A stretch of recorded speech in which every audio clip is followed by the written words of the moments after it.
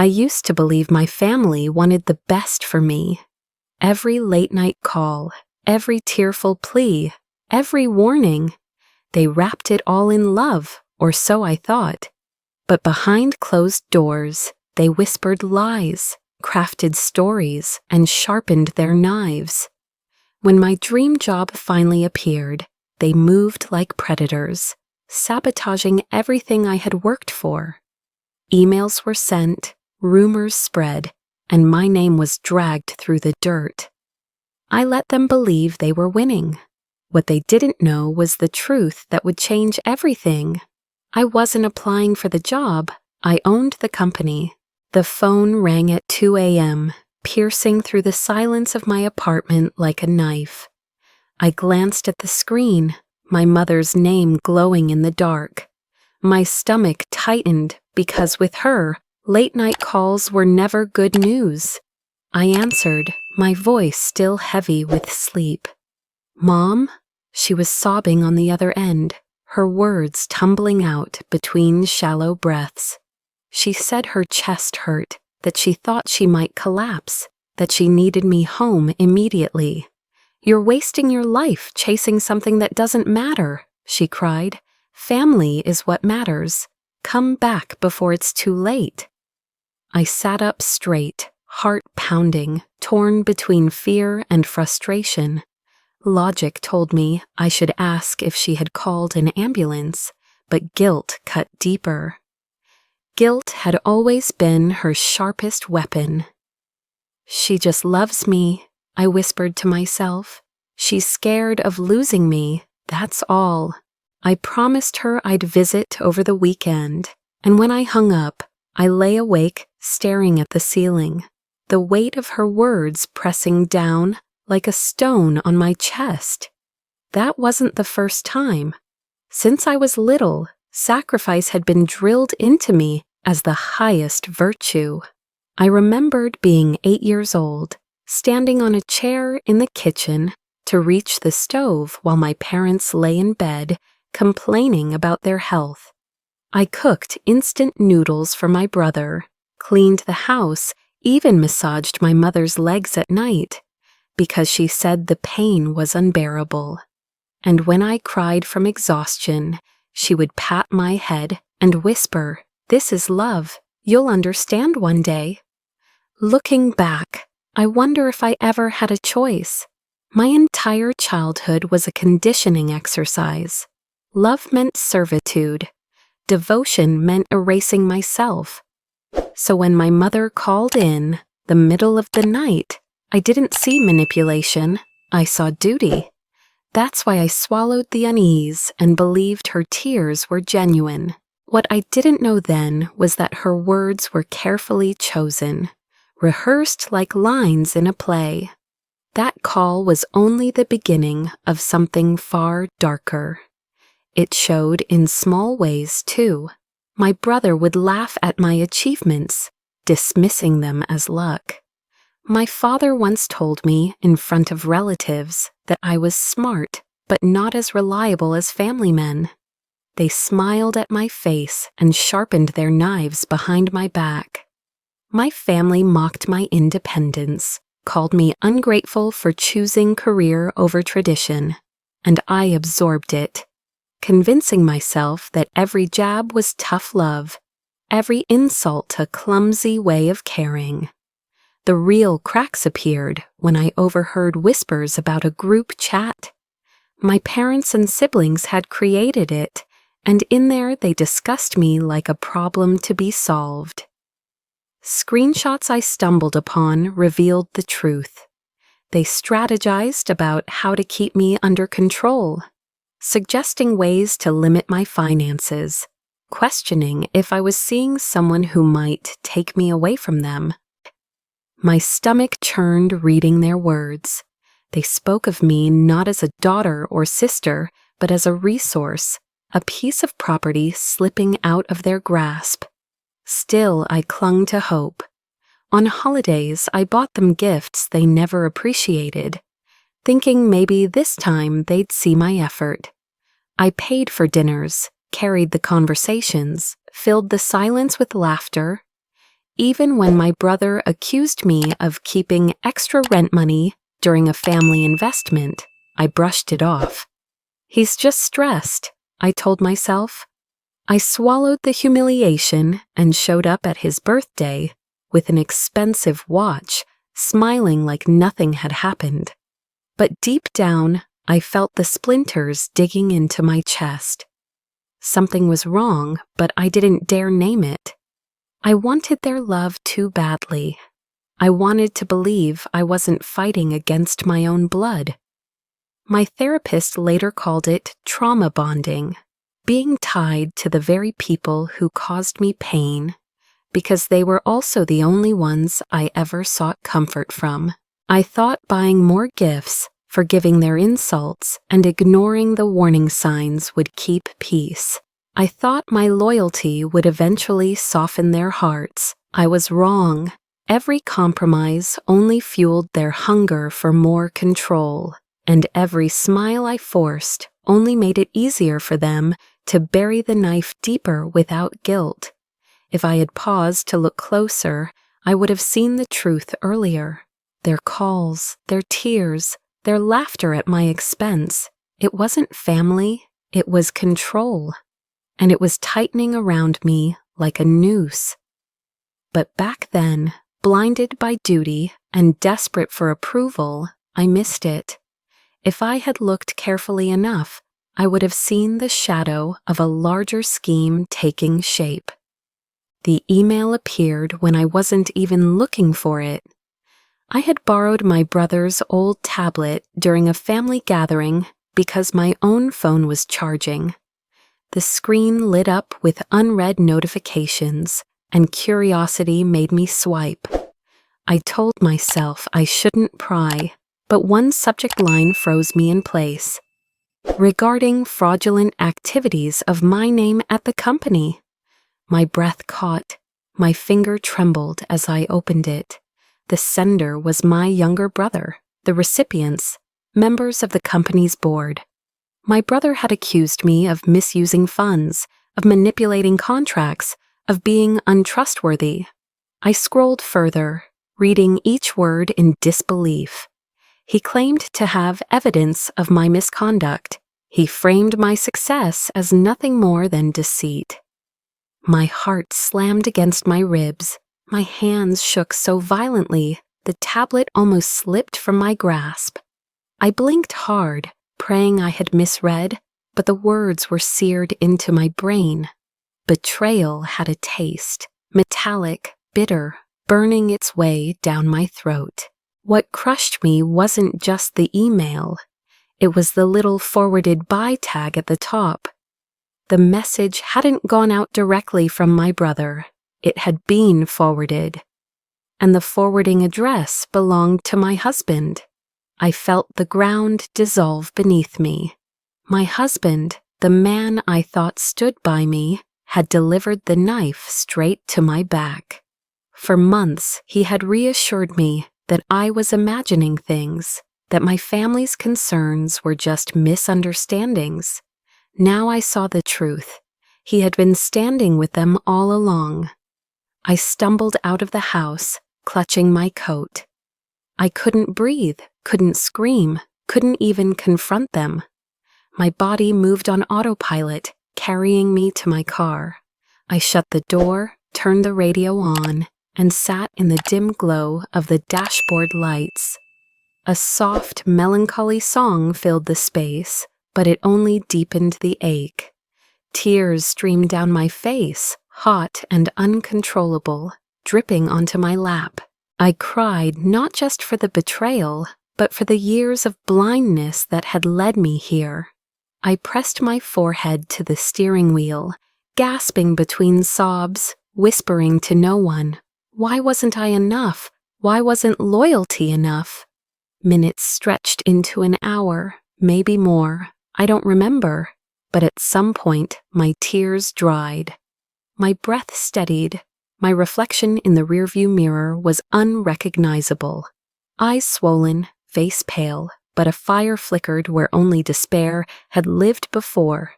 And in that fragile silence, I made a promise. they would never see me cry again.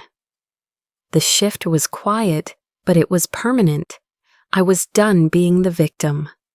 My family had shown me who they were, and my husband had proven where his loyalties lay. I couldn't fight them with rage, not yet.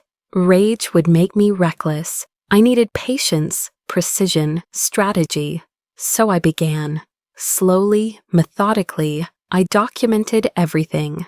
I bought a discreet recording device, slipping it into my bag before family dinners. Every phone call, every accusation, every emotional ambush, I captured them all. When my mother said I was ungrateful for not handing over part of my paycheck, I saved it. When my father suggested I adjust my story to the board if questioned, I recorded it.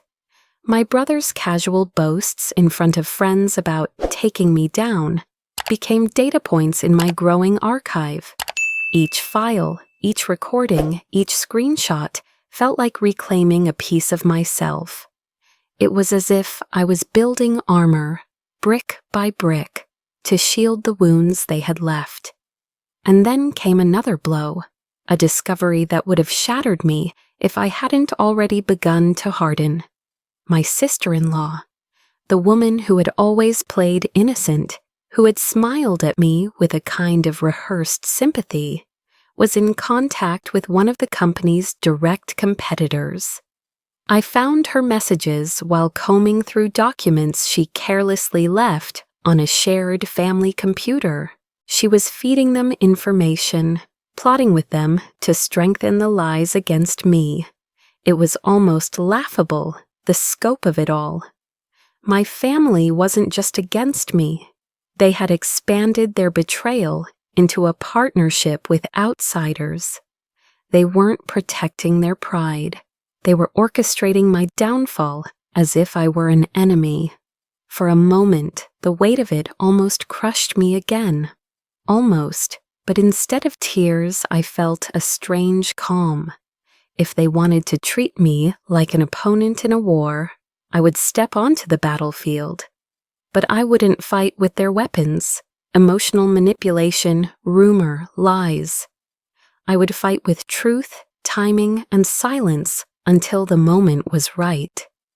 I closed my laptop that night with steady hands, my jaw set. If this was a game, then I would play it, but I wouldn't just play, I would win. And as I drifted into restless sleep, one thought echoed through my mind. If this was a chessboard, I would learn every move. And I would play by their rules, only smarter, sharper, and mercilessly better. I stopped waiting for them to show their hand. I forced myself to watch, listen, and document. Every family gathering became an opportunity. At Sunday dinner, when my father started his usual speech about how family loyalty should come before ambition, I casually placed my phone beneath the table. The recorder captured every sigh, every insinuation, every slip where they revealed their schemes. My mother's voice, trembling with false grief, described how she would convince neighbors that I was unstable. My brother outlined plans to paint me as reckless with money. I sat there smiling, nodding, pretending to be oblivious, while my phone drank in the poison they spilled. But hidden microphones and recordings weren't enough. I needed to follow the money. I installed forensic software on my laptop, tracing every account with my name attached. The deeper I dug, the sicker I felt. Transactions I never authorized, withdrawals from accounts I didn't even know I had. Then came the discovery that stole my breath entirely. A property deed, once signed in my name, had been transferred. My signature was there, clear as day, but I had never touched that paper. My family had forged me out of my own life. The betrayal was no longer just emotional. It was theft, fraud, a crime. My hands shook as I printed the documents, staring at the lies written in ink that imitated my own. For years, I had told myself their manipulation was about love twisted into control. But this was deliberate, calculated robbery. The weight of it became unbearable. For the first time in weeks, I let myself collapse. Sitting across from my therapist, I unfolded the papers and broke the silence. Words spilled out, raw and jagged. How my husband had betrayed me. How my brother had dragged my name through the mud. How my parents had always demanded everything while giving nothing. I showed her the falsified documents, my voice cracking with rage and disbelief. She didn't tell me to forgive them. She didn't tell me it was my duty to endure. She simply looked at me and said, "You deserve better than this. You deserve love that doesn't demand your destruction." For a moment, I couldn't speak. Those words echoed inside me like a bell in an empty cathedral. I had never once thought I was worthy of love that wasn't tied to sacrifice. It was the first time someone spoke to me, not as a tool, not as a scapegoat, but as a human being. I left her office lighter, steadier. For the first time, I believed I was not powerless, but I wasn't alone in the shadows. Someone else had been watching me. A board member, one I had always assumed was against me, began sending discreet signals, subtle nods in meetings, brief comments that seemed neutral but carried hidden meaning. I learned later that he too had seen my family's manipulation, and though he couldn't intervene openly, he was slipping information to me, one breadcrumb at a time. Then a call from the past.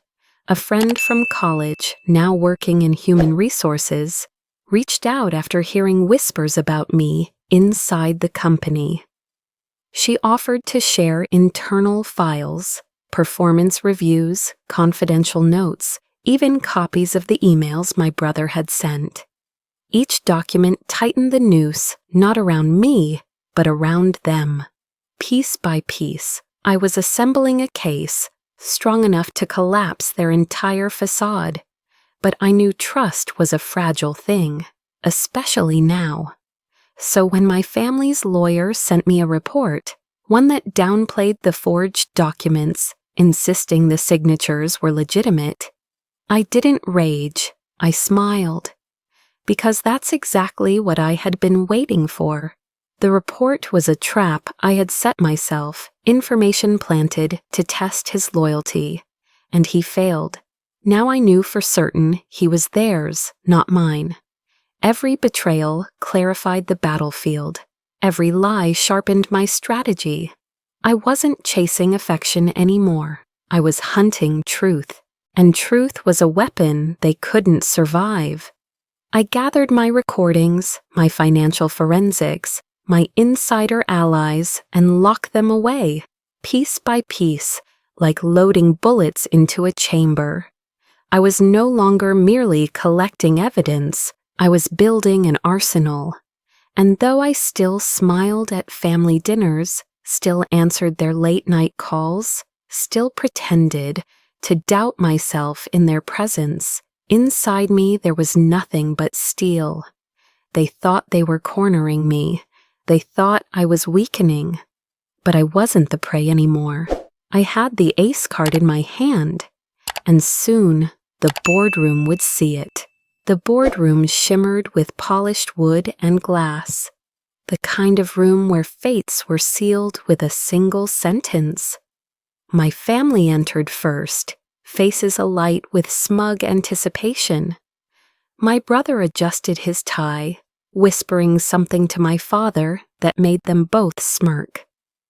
My mother dabbed her eyes with a tissue, rehearsing the look of a grieving matriarch ready to tell the truth.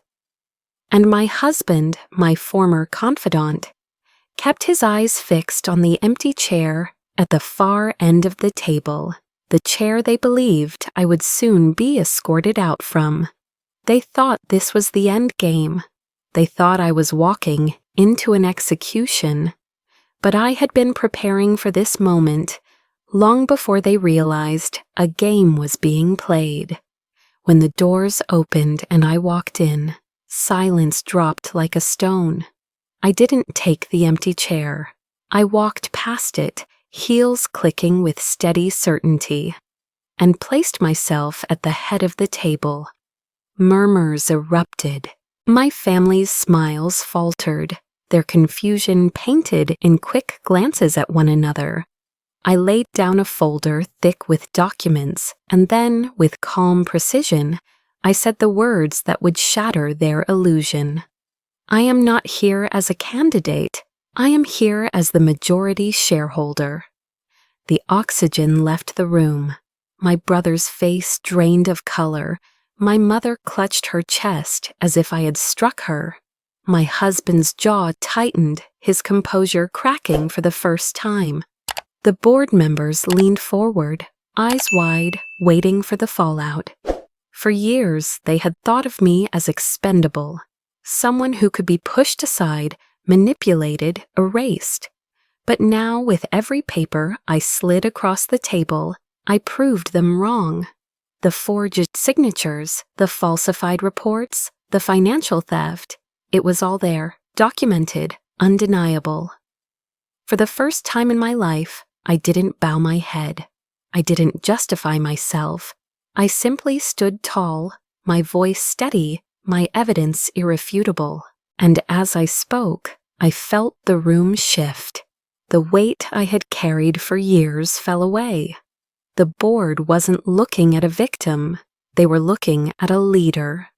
For a fleeting moment, relief washed over me. I could hear the invisible exhale of everyone who had doubted whether I could survive this storm. After years of manipulation and humiliation, I was finally reclaiming the narrative. It was not just vindication, it was liberation.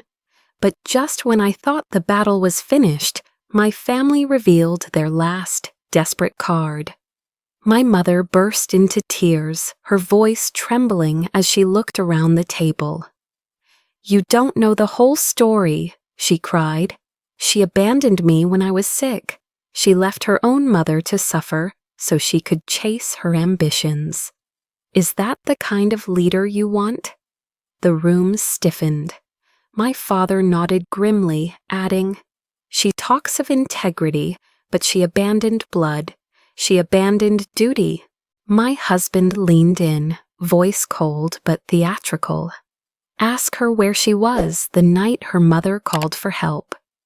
The words cut like knives. The truth was, there had been a night years ago when I hadn't answered the phone. I had been overwhelmed, exhausted, trying to save myself from drowning in their endless demands.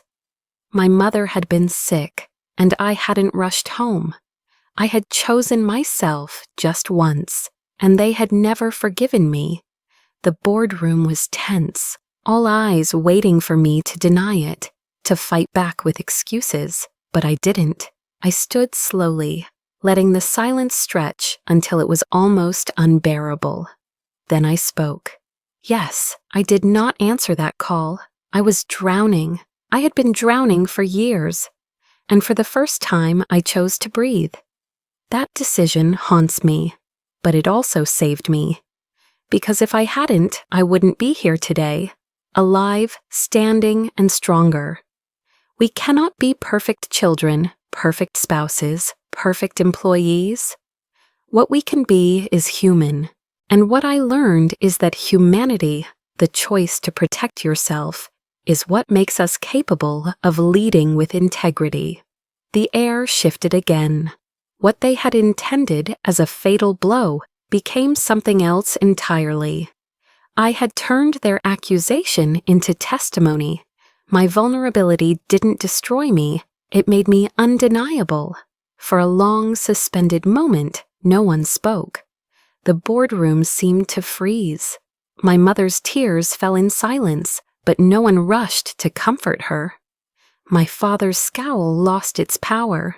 My husband's eyes darted, searching for an escape. Then, from the far end of the table, a sound broke the stillness. A slow, deliberate clap, one board member, then another, until the entire room echoed with applause. They weren't applauding my family's performance. They were applauding me for truth, for strength, for refusing to bow. And as the sound thundered around me, I knew something vital. This was no longer their story. It was mine. The aftermath was swift and merciless. Once the evidence was laid bare, the board wasted no time. Cutting ties with my family, contracts were revoked, privileges stripped away, and every carefully constructed lie collapsed under the weight of truth. My parents, once revered in their circles as the embodiment of tradition and respectability, were whispered about in shame. Invitations stopped arriving, doors closed in their faces. My husband, whose betrayal had been exposed for all to see, found his reputation crumbling in the same halls where he once strutted with pride. The greatest blow, however, fell upon my younger brother. He had always been the boldest, the loudest, the one who pushed hardest to destroy me. He believed his lies would be protected, that his friends would shield him the way I once had. But the same people who had laughed with him, who had encouraged his schemes, turned against him when the spotlight shifted. Messages leaked, mocking screenshots, conversations where he bragged about forging my name, manipulating finances, even taunting that he would bleed me dry before I even noticed.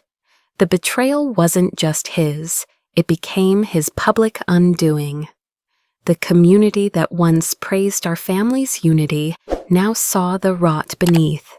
Neighbors whispered, colleagues kept their distance, and even distant relatives who had once begged for favors fell silent. Karma, it seemed, didn't always arrive on its own.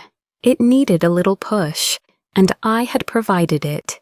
Yet, amid the chaos of their downfall, I found myself sitting alone in a small cafe one rainy afternoon.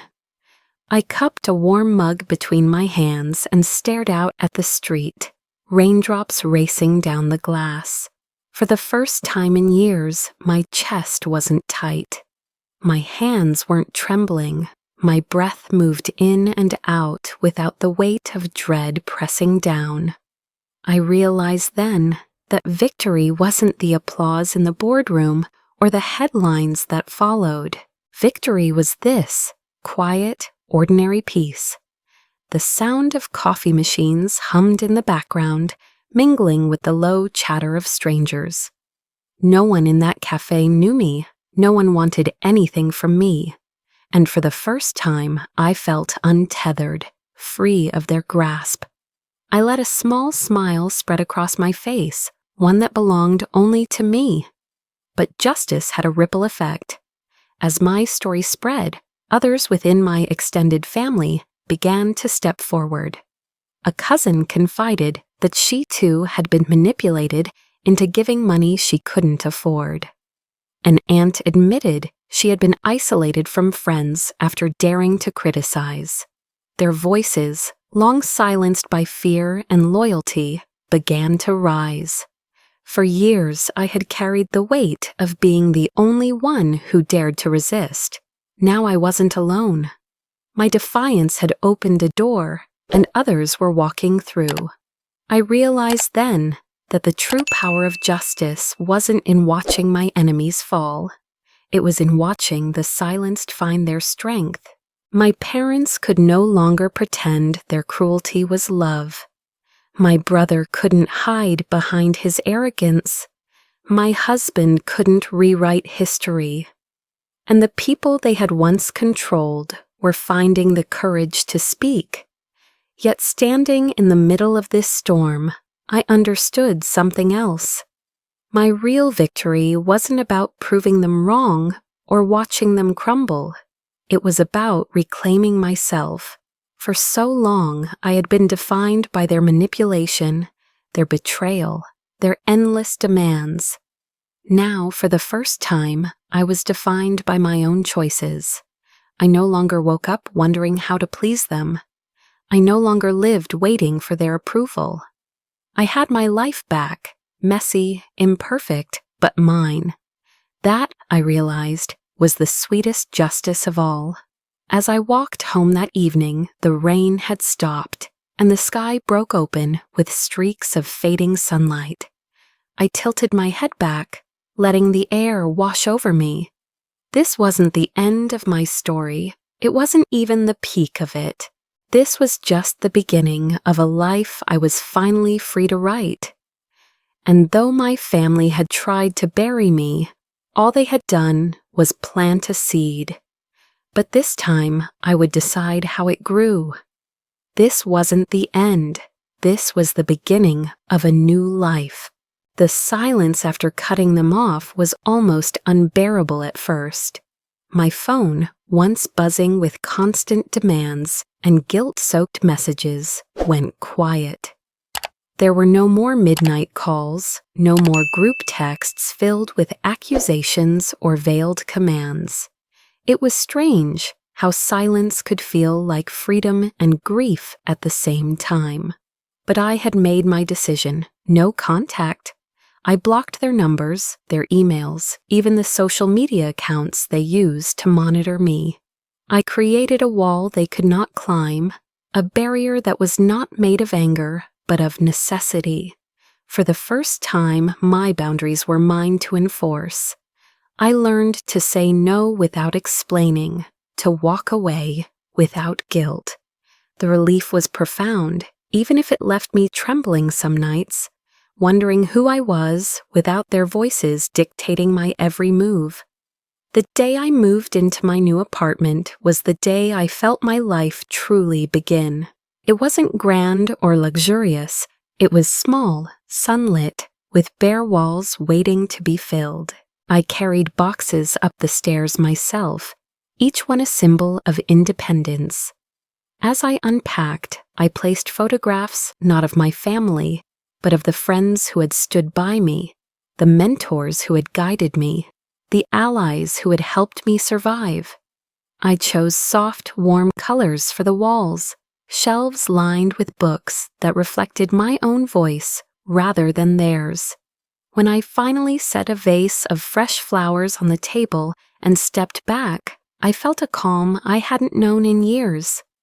I sat cross-legged on the floor, sipping tea from a chipped mug, and let the sunlight wash over me.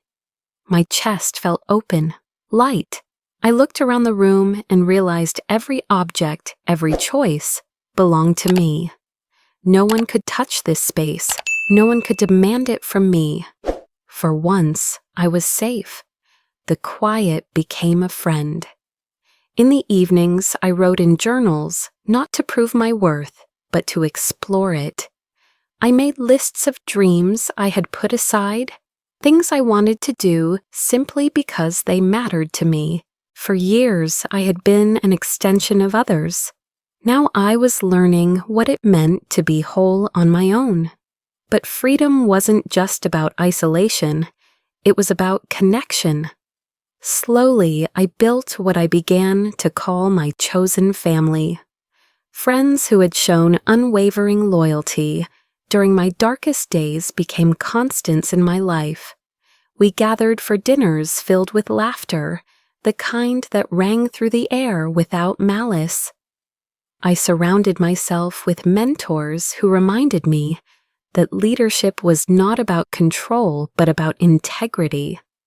My therapist became more than a guide. She became proof that healing was possible.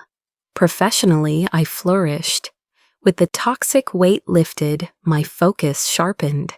The company I owned grew stronger, its culture shifting into one that valued transparency and empathy. I earned respect not because of my title, but because of the resilience I embodied. Journalists wrote about the scandal, but what they remembered was not my family's lies. It was how I had turned betrayal into strategy, and strategy into empowerment. For the first time, people didn't just admire my achievements, they admired my strength. And I realized I wasn't living to prove anything anymore. I was living because I deserved to.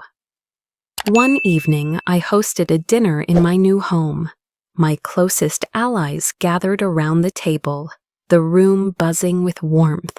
We toasted to survival, to truth, to futures we were building together.